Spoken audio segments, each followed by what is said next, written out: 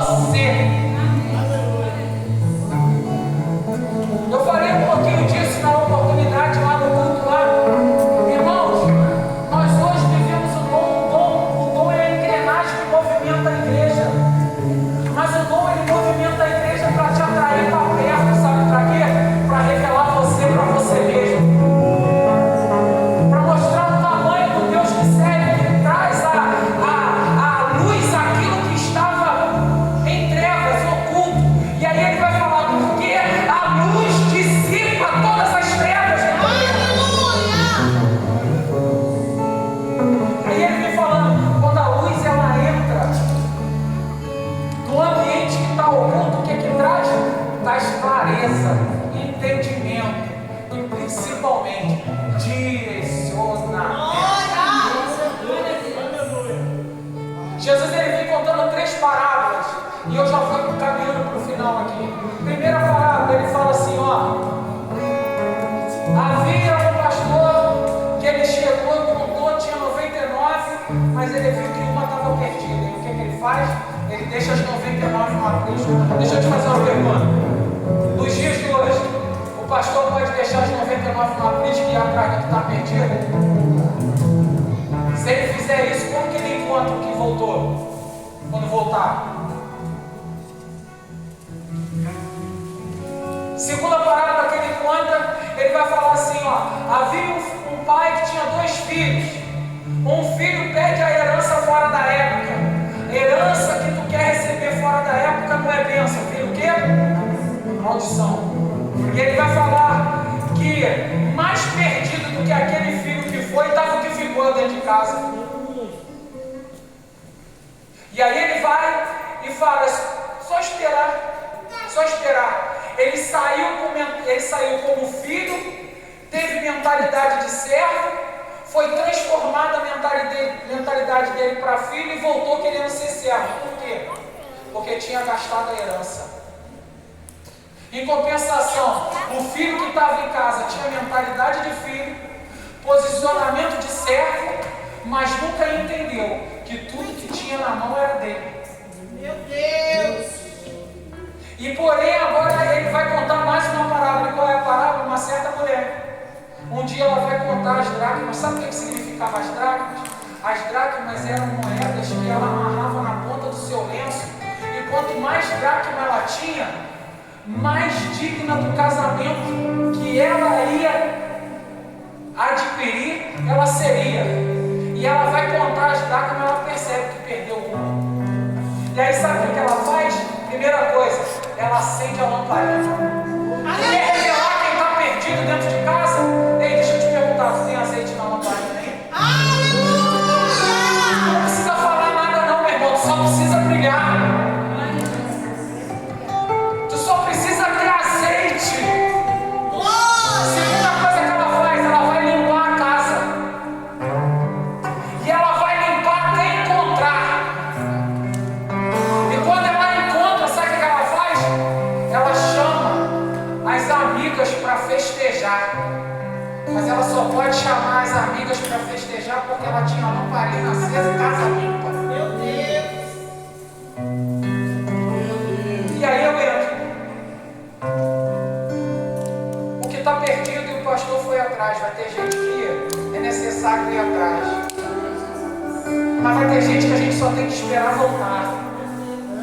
Mas eu acho que o pior dos dois é quando está perdido aonde? Aleluia. É quando está perdido o quê? Sabe por quê? Porque perdeu a prática das obras. Perdeu a prática das primeiras obras. Perdeu aquilo que queimava dentro dele. Perdeu aquilo que motivava ele. Deixa eu te falar uma coisa. Será que é só eu que tenho saudade daqueles cultos que quando a gente chegava aqui num ambiente como esse, a gente não sabia se a igreja subiu ou se o céu desceu? Será que só eu que tenho saudade daqueles cultos que a gente não quer que termina muito, que termina nunca? Será que a gente não tem saudade daqueles cultos que o amor de Deus é tão grande no ambiente que a gente chora? Porque eu vi esse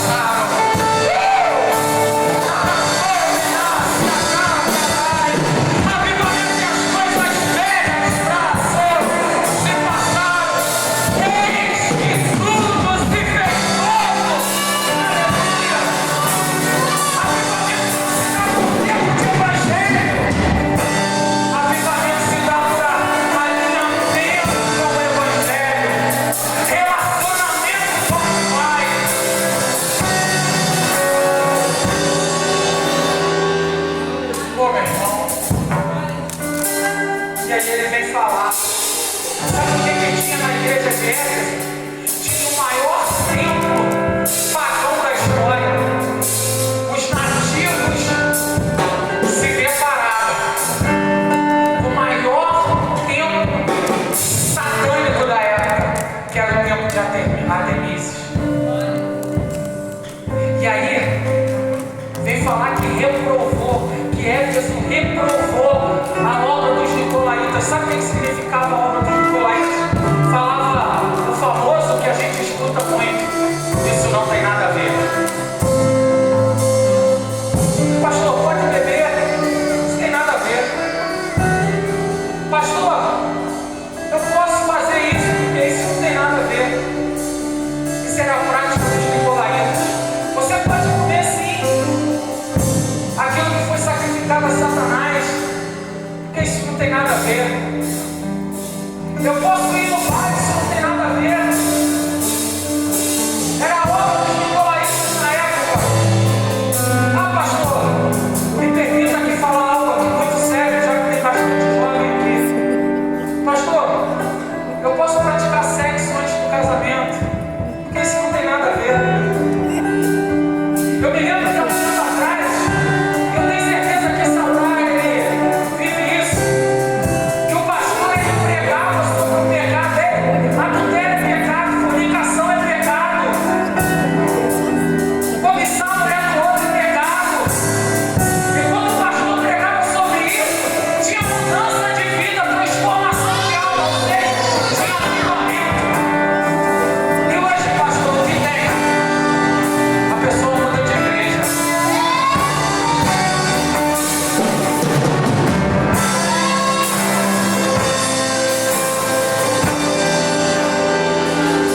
A pessoa muda de igreja. E por que a pessoa muda de igreja? Porque não quer se pagar o evangelho. Não acredita que o lugar tem o evangelho que se paga a ela.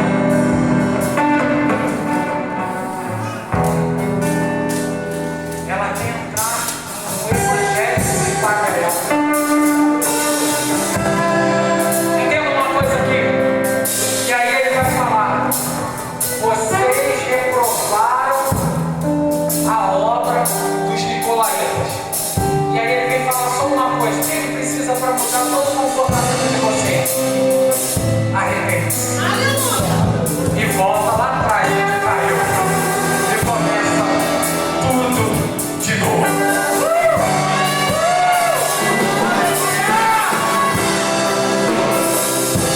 Aí sabe o que ele faz?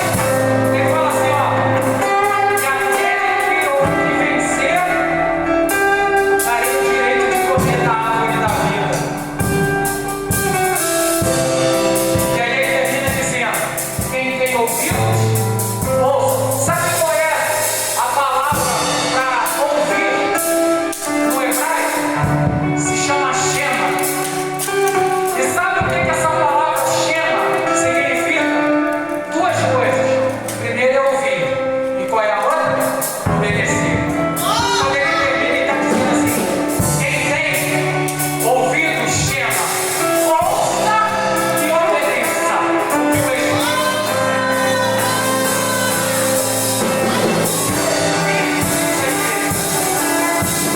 vira uma pessoa que está do seu lado aí. E aí? Vai continuar sacrificando ou vai obedecer? Então escuta, ouça o que o Espírito está dizendo para você nessa noite. E era isso que ele estava esperando de Nicodemos. Nicodemos, chama, não se obedeça o que eu estou te falando, Nicodemos. Olha, o que nasce da água é água, mas o que nasce do Espírito, ele estava falando assim, ó: o que eu estou te dando é palavra, mas o que vai vir depois de mim e vai te tocar no Espírito, vai trazer para você um entendimento que você ainda não tem. Vai trazer para você o direcionamento que você não tem. Tanto que agora Jesus ele morre. Quem é que vai zelar pelo corpo de Jesus? Nicodemos e José de Arimateia. Por quê? Porque ele agora estava em busca, não mais do Jesus morto. Ele estava investindo no corpo de Jesus. Ele estava investindo no Mas ele sabia que havia uma promessa. E qual era a promessa? No terceiro dia eu vou ressuscitar. E quando eu ressuscitar, a experiência que você vai ter comigo vai te direcionar para um ambiente diferente. E, irmãos, e quando eu escuto essa palavra, eu tenho mais 10 minutos, pastor? Quero contar para você um testemunho que eu acompanhei bem de perto, que eu quero que você preste muito bem atenção agora. Havia uma família que ela queria muito uma criança. Efésios vai falar que nós fomos constituídos nele antes da fundação do mundo. O que é que ele estava falando? Enquanto tu não tinha forma e tu nem sonhava em nascer, Deus já tinha você pronto. Às vezes a gente olha para um bolo de barro, na cabeça do olheiro já tem um vaso pronto. E aí o que é interessante é que agora essa família, ela quer muito uma criança, essa criança nasce. E quando essa criança ela nasce com uma má formação congênita. E essa má formação congênita traz muito conflito para a família, porque ela já nasce e ela precisa ir para um ambiente. E esse ambiente que ela fica naquela época morre.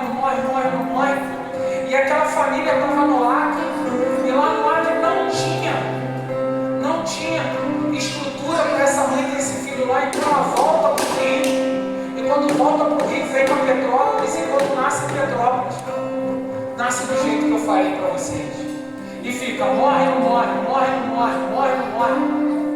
E de repente o vô daquela criança, por se tratar do primeiro filho homem daquela família, era o primeiro filho?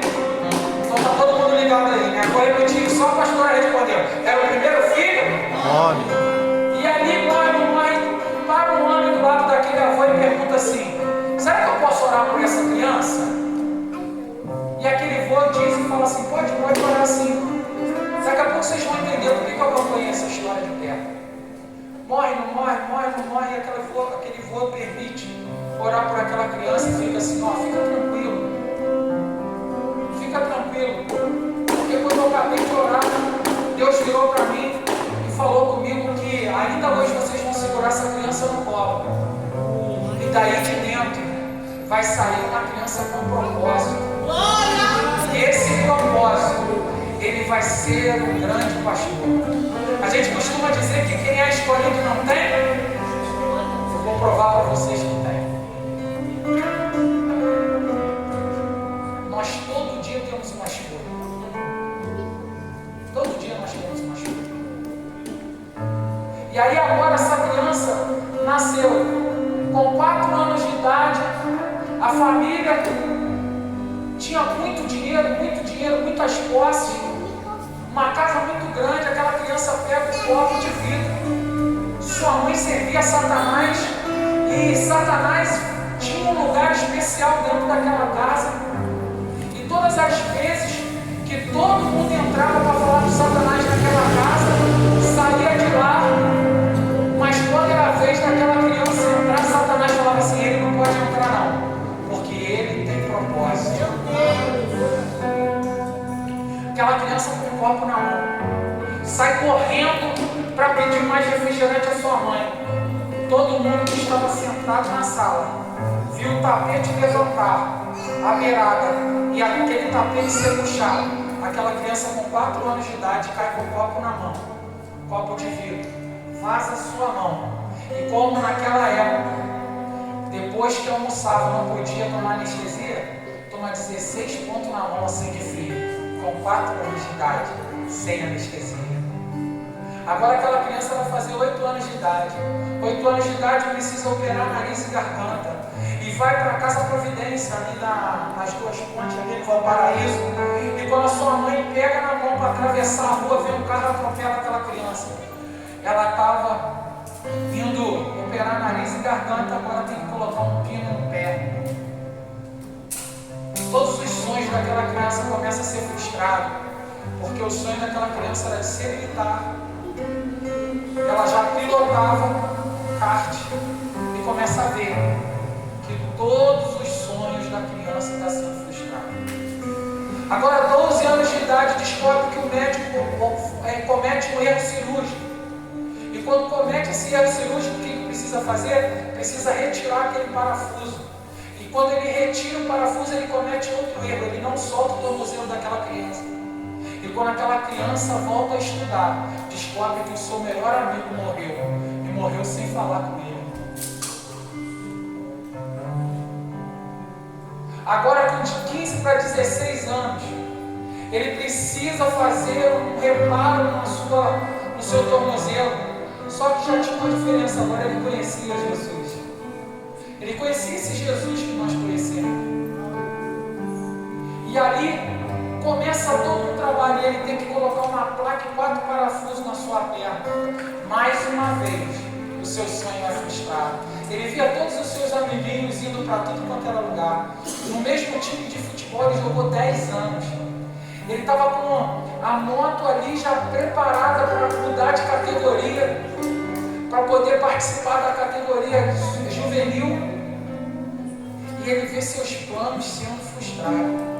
O ano que ele perdeu seu amigo, tem que fazer uma reparação na sua perna.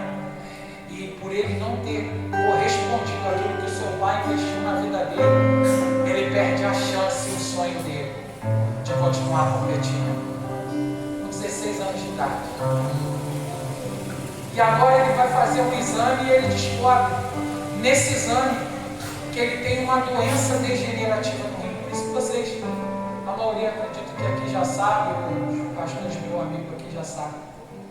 Ele descobre que tem uma doença degenerativa nos seus rins, devido a tanto antibiótico, pressão alta. E ele descobre que dali aproximadamente 4, 5 anos, ele terá que dar entrada na hemodiálise. E o que ele faz? Ao invés dele se aproximar de Deus, ele se revolta e abandona o propósito. E ele abandona o propósito. E agora ele começa a fazer tudo o que Deus reprovava.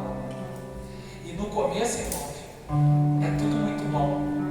O diabo ele vai te dando. Só que chega uma hora que ele arranca tudo de uma vez só. Porque a alegria dele é te ver sofrer. A alegria dele não é ver você somente longe do Senhor, não. Ele quer te matar, ele quer roubar o que você tem. Mas a maior felicidade dele é te ver destruído, sabia disso? Aí agora no dia 16 de novembro de 1999, ele chega no último estágio de uremia. O que significa isso? O sangue dele vira água.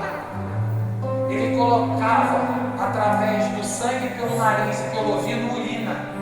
Ele chegou, o rim dele parou de funcionar. E ele dá entrada no Hospital Santa Teresa às 4 horas da tarde, nesse último estágio. E o médico vira para aquela família e fala assim: ó, se vocês têm plano de assistência funerária, se vocês têm campa, vocês podem começar a preparar tudo, porque ele não passa dessa noite. E quando foi às 11h49 da noite, ele começou a convulsionar. E no dia 16 de dezembro de 1999, aquele garoto que nasceu com um propósito, ele veio a óbito. E ali ele morre. E a pergunta que eu te faço: quem é escolhido tem escolha? Jesus.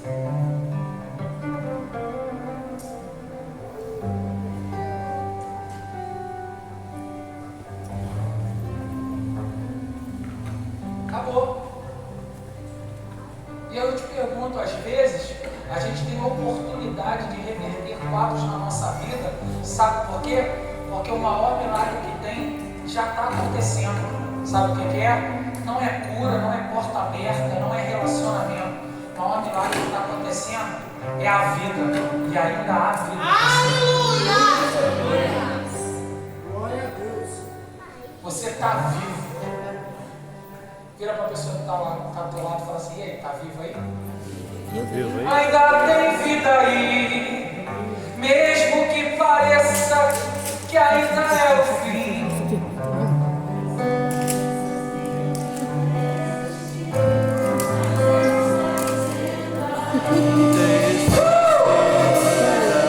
Ainda tem vida aí,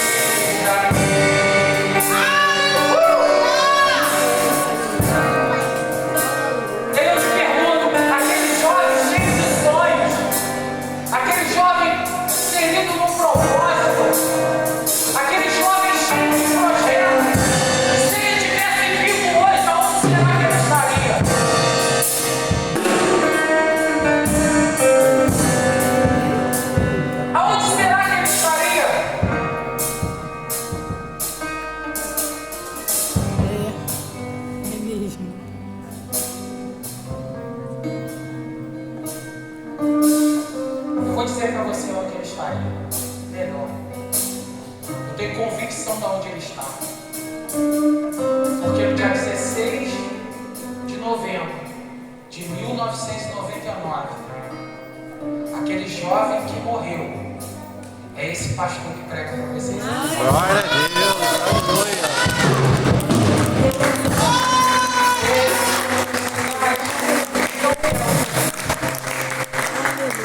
Irmão, a saia e a chave.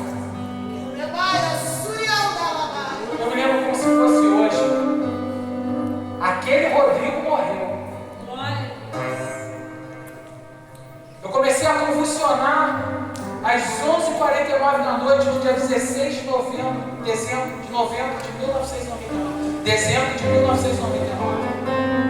E eu olhei para o lado e eu vi os equipamentos que estavam ali, tudo parando. Eu escutei a máquina parando. Senti uma dor muito forte no meu peito. Daqui a pouco eu olhei para baixo assim, eu fiz assim para baixo. Quando eu me vi com a dor no peito e deitado na minha cama, dentro do Hospital Santa Teresa. E eu comecei a cair dentro de um abismo, de um buraco desesperador. O salmista vai falar que ainda que eu ande pelo vale da sombra da morte, não temerei mal nenhum. Por que ele sabe que se ele andar no vale da sombra da morte, ele não vai temer mal nenhum? Porque ele estava na presença do Senhor. E ele sabia que aquele que começou a boa obra, ele é fiel para cumprir. Ele é poderoso para fazer infinitamente mais do que nós pedimos e pensamos. E eu só fiz um pedido no Senhor. Eu falei, Senhor, é engraçado até agora eu te pedir perdão, né, Pai? Mas eu falei, Senhor, lembra do propósito que tu me inseriu e eu o abandonei. Mas se tu me der esse propósito de novo, eu nunca mais largo o processo. Dá minha vida de volta. Dá minha vida de volta. E se tu der a minha vida de volta, eu vou pregar. E as últimas pessoas que eu tinha visto foi meu tio, meu pai e o meu primo. Pessoas que em 20 anos da minha vida eu nunca tinha visto chorar. E aquele dia, eles vendo eu botar sangue por tudo quanto era lado na minha vida, eles choravam. E eu falei, eu vou pregar para minha família até o último dia da minha vida, sem dar uma palavra sequer, que o Senhor é o Senhor e que tem um propósito para todo escolhido, desde que ele se mantenha na escolha. E eu acabei de falar isso, eu senti a primeira dor no peito, senti a segunda dor no peito, senti a terceira dor no peito. E quando eu senti a terceira dor no peito, eu sentei na cama. Quando eu sentei na cama, enfermeiro, meu amigo, Carlos Pacheco, hoje pastor também, ele estava com a máquina de choque na mão e falou pro médico assim, eu vou tentar mais 2 vezes, doutor. E o doutor virou para ele e falou assim, já acabou, está morto. Ele, doutor, eu posso tentar mais 2 vezes? Ele pode. E ele tentou mais 2 vezes. E na terceira vez eu sentei. Quando eu sentei, ele estava com o aparelho na mão. E ele colocou o dedo na minha cara e falou assim, ó, Deus te deu a tua vida de volta. Porque tu não tem mais o direito de abandonar o propósito. Porque repetir o processo não faz mais parte da tua história. Quando ele acabou de falar isso, eu olhei pro lado. Quando eu olhei pro lado, as máquinas ainda estavam assim, ó. Quando eu olhei pro lado, eu vi as máquinas assim. Depois que ele falou, Deus te deu tua vida de volta, e eu olhei pro lado, as máquinas começaram. Ou seja, Deus me deu minha vida de volta antes mesmo do meu coração voltar para mim. Aí agora, meu irmão, para tu voltar para o propósito e ser inserido no processo, tu tem que fazer o caminho de volta. Aí você pensa que foi fácil até esse dia, tu não imagina o que aconteceu depois. Você quer saber o que aconteceu depois? Numa outra oportunidade eu conto. Se coloque de pé.